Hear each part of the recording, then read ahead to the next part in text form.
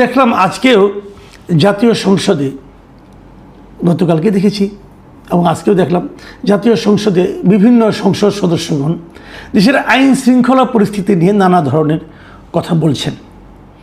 আইন শৃঙ্খলা পরিস্থিতি নিয়ে উদ্বেগ এর আগে সাধারণ নাগরিকরাও কিন্তু প্রকাশ করেছে। যখন এরকম অবস্থা, তখন আমরা রাজনীতিতে কী দেখছি? আমার কাছে কেন যেন মনে হচ্ছে যে সরকারের যে আইন শৃঙ্খলা রক্ষাকারী বাহিনী, এরা যতটা না অপরাধ দমনে সক্রিয়, অপরাধ দমনে যতটা সচেষ্ট, তার চেয়ে তারা বেশি ব্যস্ত আছে বিরোধী রাজনৈতিক মতকে দমন করার জন্য, বিরোধী রাজনৈতিক দলগুলোকে দমন করার জন্য। এবং যে সমস্ত দলগুলো অলরেডি আমাদের এখানে আইনগতভাবেই আইন দিয়ে তাদেরকে কর্মকাণ্ড নিষিদ্ধ করা হয়েছে, তাদেরকে দমন করার জন্য তারা বেশি ব্যস্ত হয়ে পড়েছে। তারা যদি আইন ভাঙে, দমন তো করতেই হবে, এতে আমার কোনো বক্তব্য নেই। কিন্তু আমার প্রশ্নটা হলো, যেমন আওয়ামী লীগের রাজনৈতিক কর্মকাণ্ড নিষিদ্ধ করা হয়েছে, স্থগিত রাখা হয়েছে কেন? যে তাদেরকে বলা হয়েছে যে তোমাদেরকে বিচার করা হবে, যতদিন বিচার চলবে ততদিন তোমরা কোনো পলিটিক্যাল অ্যাক্টিভিটিস করতে পারবা না। এখন যদি বিচার এখনো শুরুই হয় নাই, এই বিচার যদি আরও 10 বছর চলে, তাহলে 10 বছর কি আওয়ামী লীগের যারা কর্মী সমর্থক আছেন তারা কথা বলতে পারবেন না? তারা তাদের রাজনৈতিক মতাদর্শের কথা বলতে পারবেন না? এটা কিন্তু একটি জরুরি প্রশ্ন। এই প্রশ্নের জবাব কে দেবে আমি জানি না, কিন্তু আমার মনে যে আশঙ্কাটা আছে সেটা হলো এই জবাবের জন্য আওয়ামী লীগের যে অসংখ্য নেতাকর্মী সারা দেশে আছে, তারা কি এই জবাবের জন্য অপেক্ষা করবে, নাকি নিজেরাই মাঠে নেমে যাবে? ছাত্রলীগের রাজনীতি, ছাত্রলীগকে নিষিদ্ধ করা হয়েছে। কে করেছে? অন্তর্বর্তীকালীন সরকার করেছে। অন্তর্বর্তীকালীন সরকারের সব সিদ্ধান্তই কি সঠিক ছিল? অন্তর্বর্তীকালীন সরকারের অনেক সিদ্ধান্ত কি সম্পূর্ণভাবে এক চোখা ছিল না? অনেক কিছু আমরা দেখেছি। ডক্টর ইউনূসকে কি আমরা মহামানব মনে করব? তারাই যে সিদ্ধান্তগুলি নিয়েছেন, এখন সেটাকে আপনি পারবেন? তার হচ্ছে বড় কথা, আপনি কি পারবেন? সে আলোচনাটাই আমি আজকে একটু করতে চাই। দেখেন, আমি জুন মাসের কয়েকটা ঘটনা বলি। জুন মাসের 1 তারিখে চট্টগ্রামের এই যে আনোয়ারা উপজেলায়, এখানে ছাত্রলীগের একটা মিছিল, ছাত্রলীগ দুইটা ভাগে ভাগ হয়ে দুইটা ঝটিকা মিছিল কিন্তু বেরিয়েছিল, এবং সেই মিছিলগুলিতে প্রায় শতাধিক নেতাকর্মীরা কিন্তু ছিলেন। এবং যখন এই মিছিলটা বের হলো, তখন ওই এলাকার মানুষের মধ্যে কী প্রতিক্রিয়া হয়েছিল, ওখানে যারা আছেন তাদেরকে জিজ্ঞাসা করেন। আমি কিছু বলতে চাই না, আমি কিছু খবর পেয়েছি। 3 তারিখে ঘটনা বলি। 3 তারিখে রাজশাহী মহানগরীতে এরকম 20-30 জন একটা ছাত্রলীগের কর্মী মাস্ক পরে আকস্মিক একটা ঝটিকা মিছিল বের করেছিল, এবং তাদের হাতে যে একটা ব্যানার ছিল, সেই ব্যানারে লেখা ছিল প্রত্যাবর্তন 2.0 লোডিং। তারা শেখ হাসিনার প্রত্যাবর্তনের কথা বলছিল, যে প্রত্যাবর্তন, শেখ হাসিনা ফিরবেন। আগে একবার প্রত্যাবর্তন করেছিলেন জিয়ার আমলে, আর পরে আরেকবার প্রত্যাবর্তন, এই জন্য 2.0 এবং তারা শেখ হাসিনা প্রত্যাবর্তন করবে, সেদিকে লোডিং হচ্ছে, এই ধরনের কথা তারা বলেছিল। এবং একটা ঝটিকা মিছিল ছিল, মুখে মাস্ক পরা ছিল, পুলিশ কাউকে গ্রেপ্তারও করতে পারেনি। 3 তারিখ গেল, কিন্তু একদিন পর ঘটনা কিন্তু ঘটতেছে। 5 তারিখে দেখেন, 5 তারিখে একটা মিছিল হয় নোয়াখালীতে, এবং এটা খুবই সিগনিফিক্যান্ট এই কারণে, নোয়াখালী সদর উপজেলার 99 ইউনিয়নের বাঁধেরহাট বাজারে এই মিছিলটা বের হয়, এবং এই মিছিলে 1000-এরও বেশি নেতাকর্মী ছিল।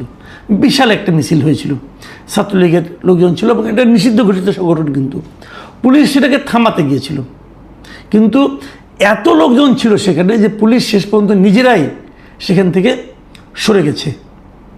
তো এখন এইটা কিন্তু পুলিশ চেষ্টা করেও থামাতে পারেনি, এটা কিন্তু মাথায় রাখবেন। এই 5 তারিখে আবার আরও একটা মিছিল হয়েছিল চট্টগ্রামের বারিক বিল্ডিং এলাকার সামনে। মাথায় সাদা কাপড় বেঁধে আওয়ামী লীগ, যুবলীগ ও ছাত্রলীগের কর্মীরা একটা আকস্মিক মিছিল বের করে। পরের দিন গোয়েন্দা পুলিশ এখান থেকে বেশ কয়েকজন, প্রায় 13 জন নেতাকর্মীকে গ্রেপ্তারও করে। এই 5 তারিখেই আবার চট্টগ্রামের ফটিকছড়িতে একটি ধর্মীয় প্রতিষ্ঠানের রেস্ট হাউসে ছাত্রলীগের প্রায় শতাধিক নেতাকর্মী গোপনে বৈঠকও করে। এটা নিয়ে বেশি আলোচনায় কিন্তু এর মধ্যে হয়েছে। তবে পুলিশ তাদের মধ্যে মামলা করছে, কিন্তু পুলিশ যাওয়ার আগে তারা সেখান থেকে পালিয়ে গেছে। সর্বশেষ 7 তারিখে কুমিল্লা সদর দক্ষিণ উপজেলায় চট্টগ্রাম ঢাকা চট্টগ্রাম মহাসড়কে এই নিষিদ্ধ ঘোষিত সংগঠন ছাত্রলীগের একটা ঝটিকা মিছিল হয়।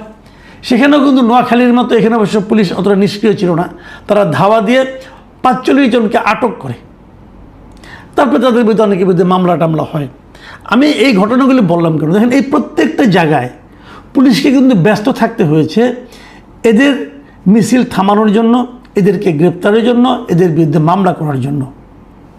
এবং এটা যেটা হচ্ছে, এই যে কেউ জয় বাংলা বললো, কেউ জয় বাংলায় লেখলো, তার বিরুদ্ধে মামলা করতে হবে, তাকে ধরতে হবে, তাকে ধরে শাস্তির আওতায় আনতে হবে, জেলখানায় পড়তে হবে। এইগুলি যদি আপনারা করতে থাকেন, এগুলি নিশ্চয়ই জরুরি, নাহলে আপনারা কী কারণে করছেন। কিন্তু আমার কথাটা হলো, সাধারণ মানুষ কিন্তু অন্যভাবে জিনিসটাকে দেখবে। সাধারণ মানুষ বলবে যে তুমি একটা রাজনৈতিক দলকে কেন দমন করছো, তুমি আমাদের অপরাধীকে ধরো। এই ছাত্রলীগের মিছিল অথবা ওরা একটা মিটিং করতেছিল, এগুলো সাধারণ মানুষের জীবনকে কিন্তু ক্ষতিগ্রস্ত করে না। হয়তো আপনি বলবেন এটা দীর্ঘমেয়াদে করে, হ্যাঁ হয়তো করে, আপনারা মনে করতেছেন বলে করে। এটা তো আপনারা মনে করতেছেন, ডক্টর ইউনূসের সরকার মনে করেছিল করবে। আমরা শুরু থেকেই বলছি যে জুলাই আন্দোলন যেটা হয়েছিল 2024-এ, সেই আন্দোলনে যাদের যাদের বিরুদ্ধে অভিযোগ আছে প্রত্যেকের বিরুদ্ধে আপনারা মামলা করেন, প্রত্যেকের বিরুদ্ধে মামলা করেন, কোনো সমস্যা নাই। সরকারি যতজন মন্ত্রী ছিল প্রত্যেকটা মন্ত্রীর বিরুদ্ধে মামলা করেন। আওয়ামী লীগের সেন্ট্রাল কমিটির যারা ছিল তাদের বিরুদ্ধে মামলা করেন। এমনকি জেলা কমিটিতে, উপজেলা কমিটিতে যারা ছিল তাদের বিরুদ্ধে মামলা করেন, কোনো সমস্যা নাই।